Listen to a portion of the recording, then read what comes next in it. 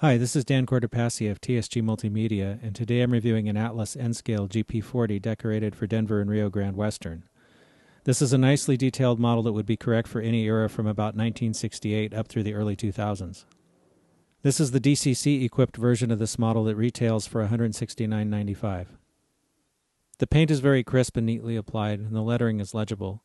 The model also includes small warning stickers on the sides of the long hood. One thing I think is a little disappointing is that Atlas didn't include the ACI labels that the locomotive carried for most of its life. This is the as-built paint scheme. However, ACI labels could be added with decals pretty easily. The model features cast-on MU hoses and uncoupling levers. The end details are very nice. I especially like the thin handrails. The model includes plastic knuckle couplers. The couplers on both ends were low according to the microtrain's height gauge. The number boards and the barricade stripes are both nicely done.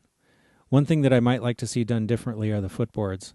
Even though this is correct as built, for most of its career the engine would not have had them.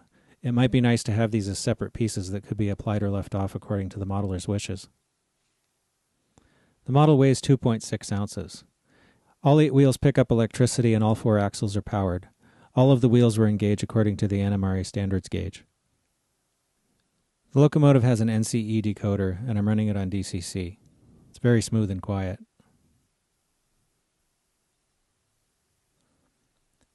I was able to measure 0.3 ounces of drawbar pull with my force gauge.